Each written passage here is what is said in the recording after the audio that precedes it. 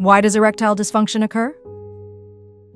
देखिए, जो कारण है इरेक्टाइल डिसफंक्शन के, उसमें पहला कारण तो एजिंग है। हाँ, कई बार प्रीमैच्योर एजिंग की वजह से भी ये हो सकता है, लेकिन आप ये समझ सकते हैं कि इसका जो बेसिक मैकेनिज्म है उसमें पेनिस में ब्लड का फ्लो नहीं आना या कम आना होता है। तो ऐसी कोई भी बीमारी, चाहे वो हार्ट से रिलेटेड हो, डायबिटीज हो, कोई ऐसा कंडीशन हो जिसमें मरीज को बार बार ऐसी दवाई खानी पड़ती है जिससे दिमाग पे, जिसको एंटी डिप्रेशेंट्स कहते हैं, वो दवाइयाँ मरीज ले रहा हो, या अल्कोहल, ये जो है उससे भी मरीज को इसमें फर्क पड़ सकता है। Smoking one of the cause हो सकता है।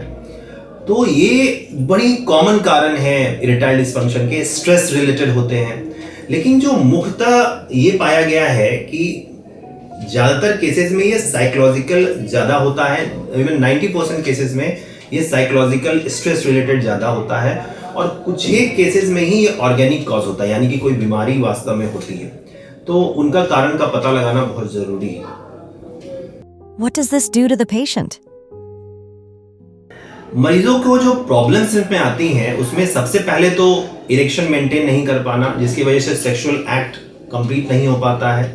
दूसरा, जो सेटिस्फैक्शन है, चाहे तो फीमेल पार्टनर का हो या मेल पार्टनर का हो, तो ओवरऑल सेटिस्फैक्शन भी नहीं हो पाता है। इसकी वजह से अगर ये बार बार होने लगता है तो एंजाइटी होती है, और एक परफॉर्मेंस नहीं कर पाने की वजह से मरीज इस रिलेशनशिप से दूर भागने लगते हैं। तो इस तरह के सिम्टम्स पेशेंट्स में पाए जाते हैं। When should a patient consult a urologist if he has erectile dysfunction? बिल्कुल, जब भी कभी इस तरह की समस्याएं मरीजों को हों जिसमें उनका सेक्सुअल एक्ट प्रभावित हो रहा है, वो उनके पार्टनर की तरफ से भी कंप्लेन आ रही है, या वो खुद इस बात को समझ रहे हैं कि उनको वो सेक्सुअल रिलेशनशिप में नहीं जा पा रहे हैं प्रॉपरली, तो उन्हें डेफिनेटली डॉक्टर से, यूरोलॉजिस्ट से, एंडोलॉजिस्ट से सलाह लेनी चाहिए। क्योंकि जितनी जल्दी इसका इलाज हो उतना अच्छा रहता है, उतना कारगर रहता है, क्योंकि हम पहले से ही उनको दवाइयों पे रखते हैं और बहुत जल्दी वो इलाज वो अटेंड कर पाते हैं, वो चीज़ें अटेंड कर लेते हैं। जो अगर डिले हो गया, ज़्यादा दिन हो गया, तो वो ऑर्गेनिक बन जाता है, वो फिर एक पेनिस की अंदर कई सारी चेंजेस आने लगते हैं, वो बीमारी बन जाती है। तो इस तरह की जब भी आपको सिम्टम्स मिले, जो भी आपको लगता है कि प्रॉब्लम्स आ रही हैं, फेस कर रहे हैं, तो आप तुरंत एंडोलॉजिस्ट से मिलें, उनसे सलाह लें, क्योंकि इसका इलाज शुरुआती दिन में बहुत ही आसान होता है। What is the treatment of erectile dysfunction?